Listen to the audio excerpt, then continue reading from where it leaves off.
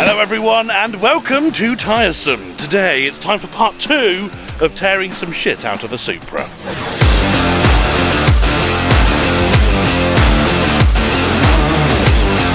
That's right everyone, we got Tim back and today it's gonna get serious. Super serial, because he has brought his compressor down there. Unfortunately, one of the things that happened almost right away as soon as we touched the car is the bonnet stopped opening. It opened successfully. I then sprayed some WD around because of what I'm going to be doing today. Did the boot latch a bit as well. Thought, oh, actually that feels a bit better. Let me give it a test drive. Closed the bonnet, it just didn't open again. So we had to hack away at the bonnet latch. Either way, it's bumperless now. The bumper's there, but it does open now, so that's good. And my plan for today is to tackle the hot side of the engine. So last time I did the cold side, or the intake on the right there. This time I'm doing the hot side. And this has been, well, it's all been there for a long time. And some of those fixings, I mean, I don't know if they're going to be coming off again or not. I don't know. We'll just have to play it by ear. As I said, I have soaked everything in WD, so hopefully that'll give me something. If not, we may have to try some heat. And of course, the last resolution will be cutting the hell out of everything. But hopefully we don't get that far. And when I say Tim's going to be cutting the hell out of everything, Tim, oh gosh, what are you going to be cutting today? There's more holes in the wheel arch. All right, cool. Cheers then. I might even make a template or two, but there's plenty to cut. Yes, there is. Yeah, there's unfortunately no shortage of work to do on the on these, body work front. But yeah, the wholesale wheel arch. You guys all know the drill by now. But yeah, he'll be tackling that, and you'll get some B-roll of that. Look, there's the little wee from the boot. Supra Falls, lovely.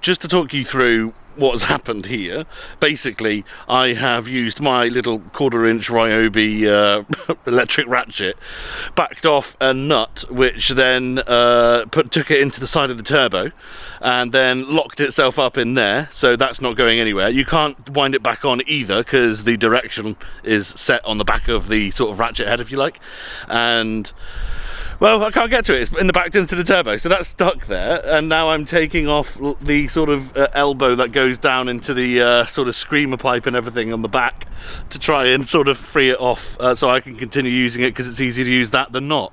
But we're getting there.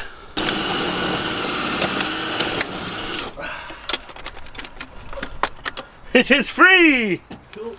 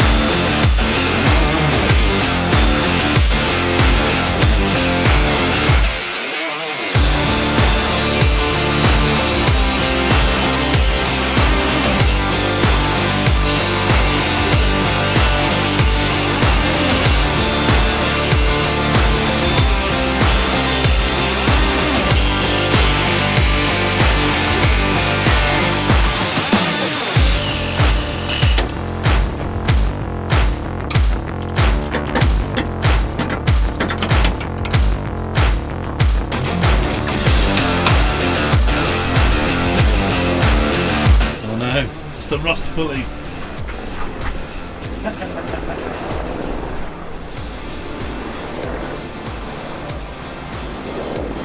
If I go by the gram, we're in jail for years. Yeah.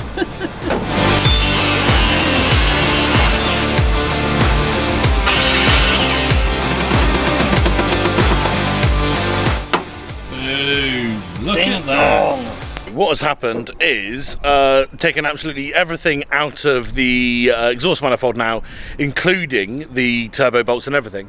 But there is what we think is an oil drain pipe coming out the bottom, and that's a metal pipe. It's probably one that we're going to have to reuse. I mean, there are kits available. I have seen them to sort of upgrade, if you like, the draining system of the turbo, but I want to sort of try and keep it intact, and in order to get that off, I think it's going to have to be done from under the car. And I can't be arsed to jack the car up today, axle stands and all that stuff. So what I'm going to do is I'm going to change my sights now onto the fueling system. So last time I took the intake manifold off and things like that, but the fuel rail is still on there, along with some more wired connections and things like that, and bracketry. So I'm going to do that now, I think. I will just say that they're renowned for looking horrible in there. That looks beautiful in there. Yeah, that's it. That's a camshaft. I don't really know what we were thinking, but it actually looks a lot better than the rest of the engine. Yeah. Which is good, because it's what's inside that counts. Right, we'll pop that back on. Yeah. Because we want to seal it off from the elements. Yeah. And also, we've got to get this one loosened off. But right now, Tim wants to cut up some new bits. Woo!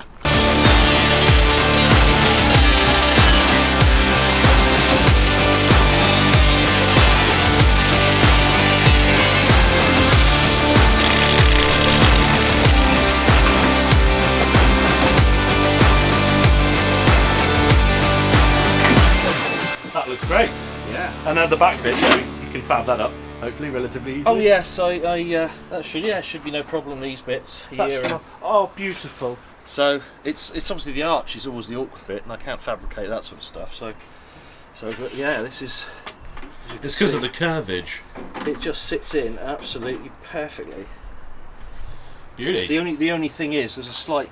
You've got a ridge there and there, whereas the original Supra is slightly flatter and comes down flatter. So, as you know, I'm in the long run, I think I'm probably going to go wide body anyway. Yeah. So. But what you might end up with is slightly wider body anyway. Yeah. Because it might end up stepped out slightly. Yeah.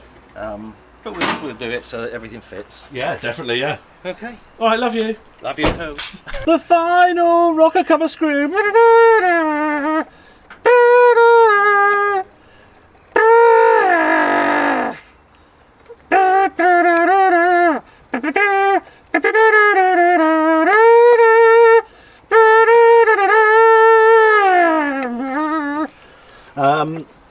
Yeah, so this is the final rocker cover screw. And then we're going to look at the other rocker side, the exhaust cam, and see if that's all okay. Oh, why is it not coming off? Oh, it's just a bit sealed. Oh yes, that's beautiful.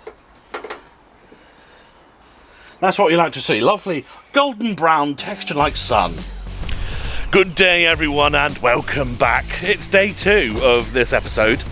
And it's going quite well, I still can't be asked to do the front though, so, you know, the jacking up and things like that. I don't know why, I just can't be asked with it. Alice and Tim return again. Yeah. Look at you on my shoulders. Tim is going to carry on doing his rear end wondrous stuff. You can see that actually he's been cutting away some really good bits there and is going to continue to do so. I am going to do what I like to do, and that's move to the rear end, because the fuel tank is trying not to be part of the car. So we're going to assist it with that and see what the condition is of the fuel tank. I worryingly saw someone selling a fuel tank on eBay for £1,200. Now don't get me wrong, it's probably not what you're going to sell it for, but this person in the Netherlands wanted 1,200 quid for a fuel tank, and that was the only one that I even saw. They don't make, you know, replacement ones or stainless steel ones or anything like this, so I'm hoping that we can salvage this one. That's my job for today. This strap is completely gone here, and this one is desperately trying to also follow suit. We may have a bit of a hole or something here maybe, but also there's some like rust proofing on the tank itself, so we're just going to have to remove components of the fuel tank until it stops being part of the car, but I don't think that's going to be that much effort. Obviously there's fuel lines and things like this too in there somewhere. We'll figure it out. So it looks like these 4 screws around the outside here are holding the filler neck in there, maybe? I'm not sure. Well, I mean, they are, but whether that's going to solve our issue or not, I have no idea. Okay, so the tanker's doing a juicy dangler right now, and as you can see, just in there, maybe on the back of the tank, there is there's like a bit of a bolty thing going on. So I'm going to have to sort of pry the tank back up again so I can access that and see if I can get an impact on the bottom of it again. We'll see.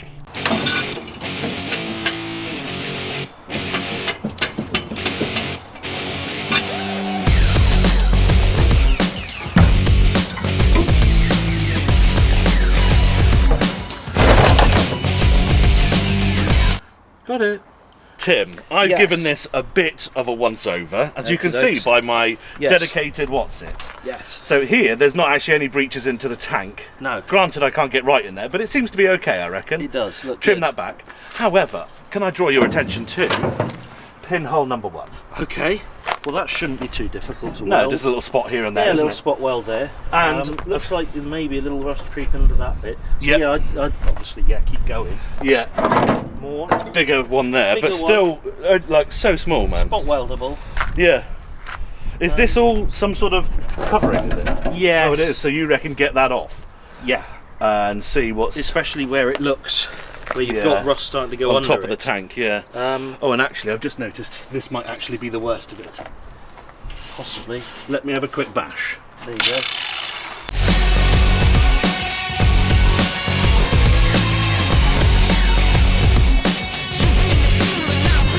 A lot of surface going on, and there's a lot more to do. But I reckon I need more effort.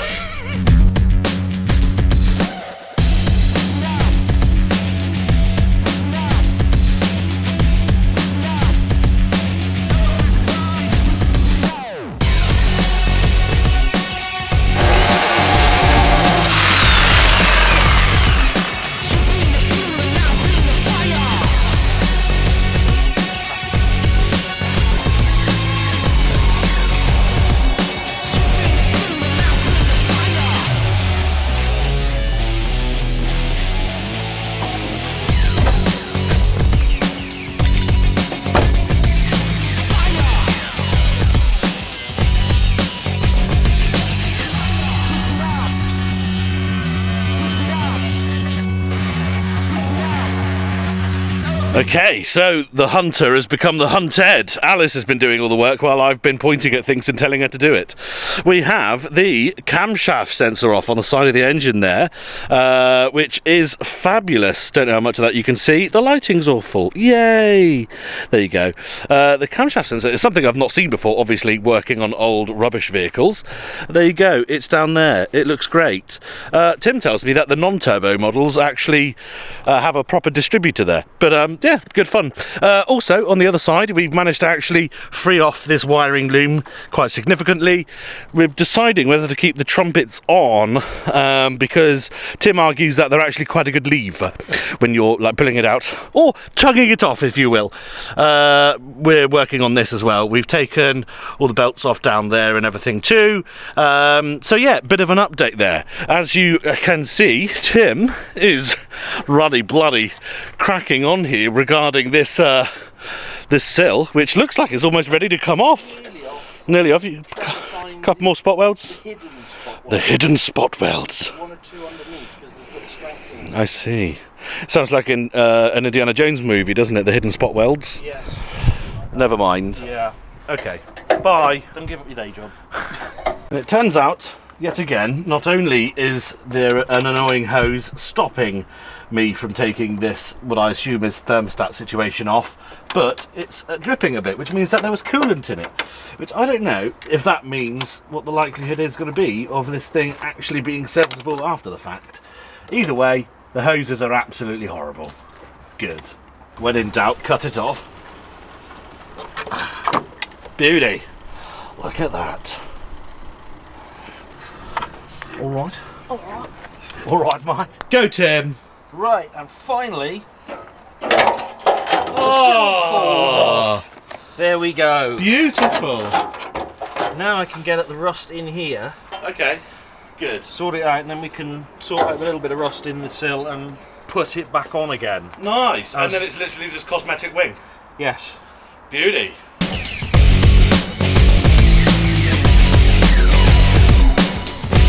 Okay, everyone, look at this. Woohoo! That's it.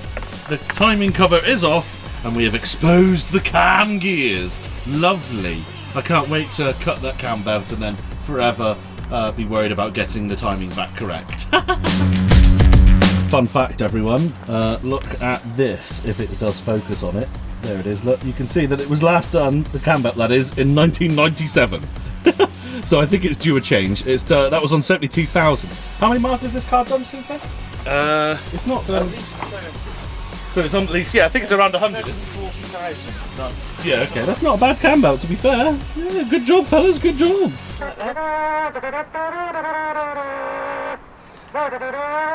It's going. I can hear it. Coming in the air tonight. Oh yes, beautiful. It's stuck. Oh no, that's it, become one with the car now. Boom, done. Right, that's a huge way towards getting the head off now. We've been toiling away, and Alice and I have managed to de-nut the turbo. I'm kind of out of puff at the moment, so Tim's going to have a yank on it, see if he can get it out.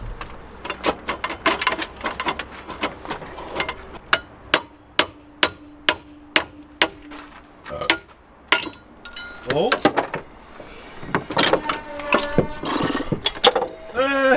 Hey. He's a little turbo boy. So now we have the rocker covers off. Well, I know they're on, but that's just to keep the engine tidy. The turbo off. So we need to get the exhaust manifold off on the left-hand side, and we're going to leave the trumpets on, as mentioned earlier, just for a bit longer, but the fuel system's all off on the right-hand side. So really, all it is exhaust manifold, then actual head studs, and we're good to go. Are the head studs under the camshafts? I believe so. And look, only 2 bolts later, because we had undone most of the ones around it already. Okay, no, there's a third one. And off with the exhaust manifold. Lovely. And that is heavy as hell, actually. Cast iron, my boy. And with that concludes 2 days of tinkering. So we got the hot side of the engine off. I actually didn't think that was going to happen without jacking the car up, but I am actually super happy that we got that off. And of course, Tim has got the sill off. The work that Tim's done here is... Look at this, look. Look at that. All ready to go. Very well done, Tim. Do you feel accomplished? I do. I'll feel more accomplished when it's back together. Well, yeah, exactly. Yeah. When it gets an MOT, I'll feel fairly accomplished. Yeah. Thank you for your help, Alice. Oh, it's been good. See you in the next one, guys. It's been very tough. I don't know how much of this is going to end up in the video. I don't know. It's another one of those ones where it could be like a 10-minute video or a 3-hour video. I have no idea. But I hope you found it entertaining regardless. Catch you in the next one.